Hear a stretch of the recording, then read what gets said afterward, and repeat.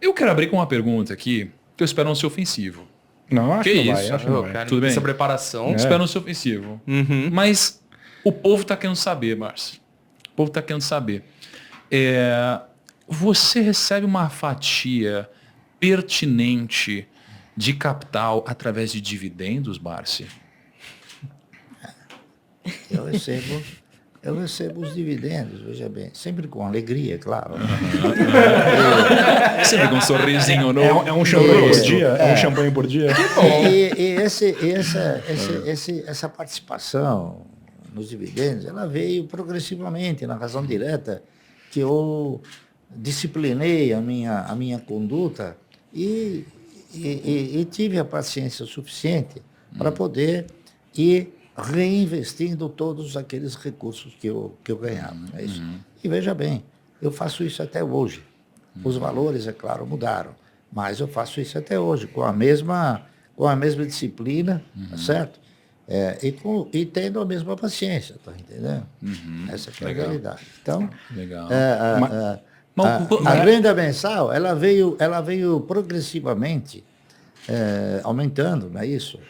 E então, se você prossegue fazendo a mesma coisa, o efeito multiplicador ele é fantástico, tá entendendo? Então, esse efeito multiplicador, ele era pequeno e passou a ter uma dimensão muito mais... Uma consistência. Muito mais dinâmica. Mas o cara Mas eu quero ser mais ousado. Eu queria saber números. Primeiro eu vou falar o quanto eu tô ganhando. Primeiro, Isso. Lucão, Vamos setar a expectativa. eu vou fazer uma pergunta mais direta. Aí eu posso falar eu depois. Lucão, quanto que você tá ganhando de dividendos? Tá bom, eu tô ganhando aqui. Desculpa, Barça, mas eu invisto em fundo imobiliário também, né? Tal, eu sei que, né? Você mistura a sua carteira. Mistura tudo e tal. E aí dá uns R$1.000 já.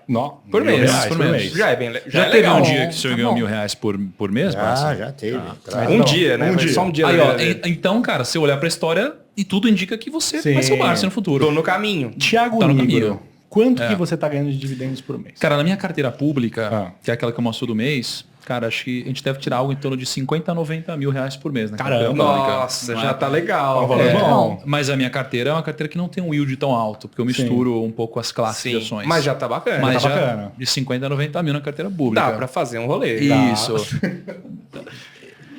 Agora sim, agora é a pergunta que eu vou me segurar na mesa aqui, ó. Mas, quanto que você tá ganhando de dividendos? Bem, o dividendo, ele oscila. É muito cara de pau você, cara. Ele oscila. O ano passado, a maioria dos empresários ficaram temerosos com relação à possibilidade de o dividendo voltar a ser tributário, não é isso? Não, o pessoal Então, ficou maluco. Então, colocando fogo na Paulista. algumas empresas que detinham um caixa alto acabaram dando uma derretida no caixa, dando uma aliviada nesse caixa. E isso foi feito através do quê? Através da distribuição de dividendos, está correto? Então, o ano de 2021 foi um ano que estabeleceu um recorde inédito, está entendendo? Na minha carteira. Por quê? Porque eu tinha ações de empresas que distribuem bons dividendos. Né?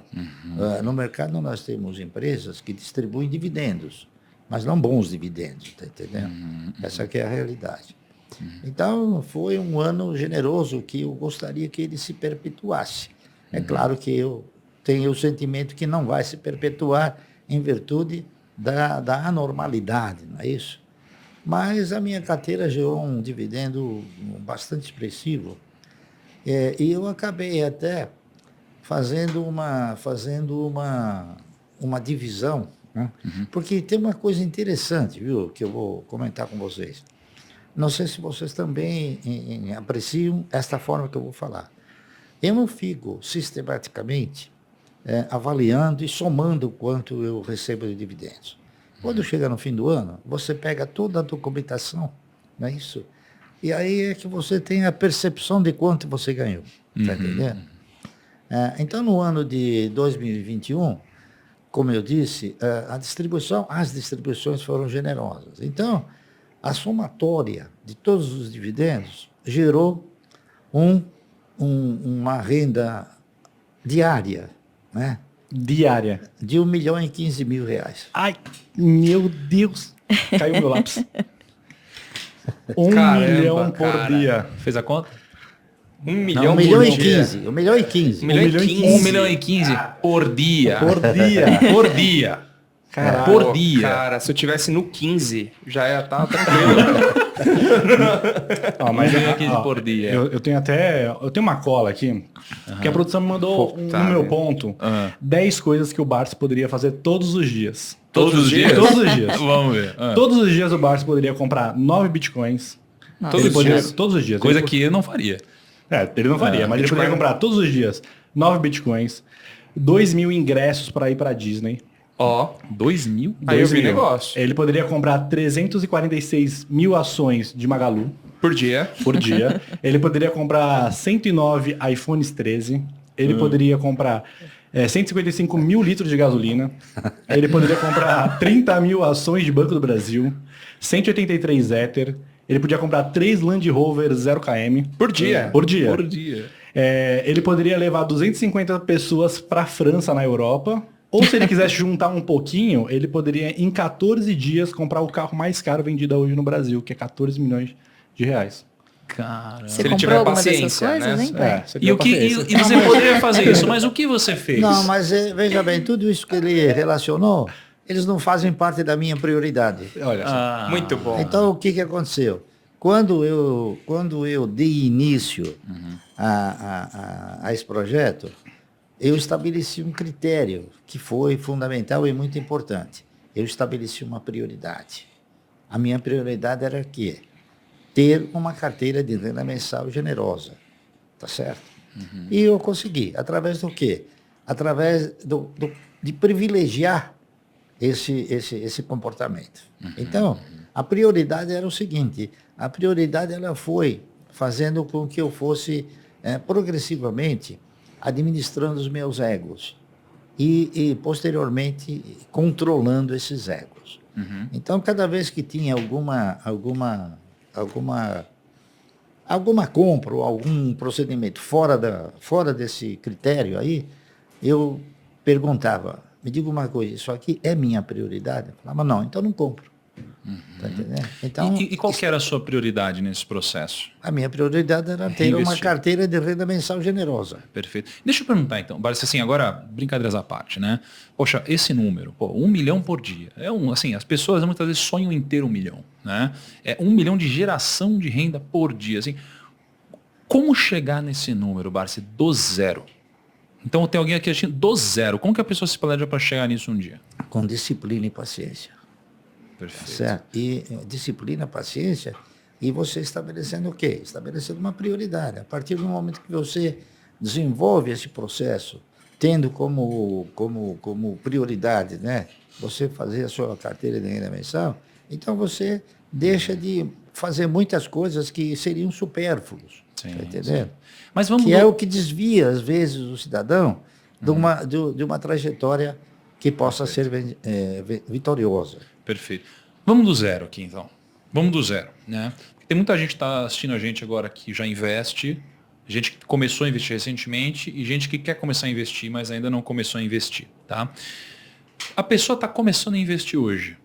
Por onde que você acha que ela deveria começar para que ela comece já na direção certa? Bem, hoje nós estamos aí propondo, a GF está propondo que o cidadão assuma uma cultura melhor para ele poder desenvolver um tipo de procedimento também melhor no mercado, para que ele possa ter conhecimento suficiente de criar um foco, tá certo?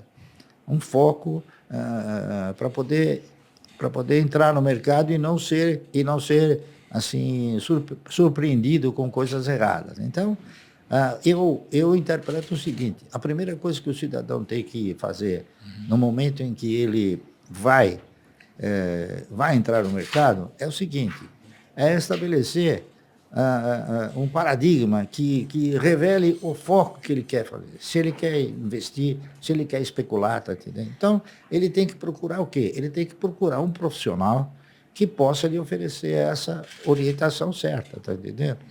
Essa que é a realidade. Então, aqui no Brasil, lamentavelmente, por força de fatores circunstanciais, né? A maioria das sociedades corretoras, elas têm uma necessidade premente de fazer com que o cidadão que vá operar, que gire os negócios, não é isso? Porque elas vivem do quê? Elas vivem de corretagem. Elas não vivem de investimento, elas vivem de corretagem. Então, isso faz com que o cidadão, ele não tenha aquela firmeza, tá entendendo? Porque ele vai ter o quê? Ele vai ter orientações desvirtuadas daquela que seria a mais pródiga, não é isso? Que é investir. Então, a proposta de se criar uma cultura de investimento, não é isso? É uma proposta que a gente percebe que o brasileiro não tem. Legal. Eu interpreto o seguinte, é claro que a educação financeira é uma coisa importante, mas eu interpreto o seguinte, que a partir do instante que o cidadão ele está convicto de que ele não deve gastar mais do que ele ganha, então ele está financeiramente educado. Aí ele precisa partir para uma nova fase de cultura, que é a cultura do investimento. A cultura de investimento nada mais é do que você saber na mão de quem você está colocando o dinheiro, tá entendendo? E em que atividade você está colocando o dinheiro. Legal. É isso que se pretende desenvolver.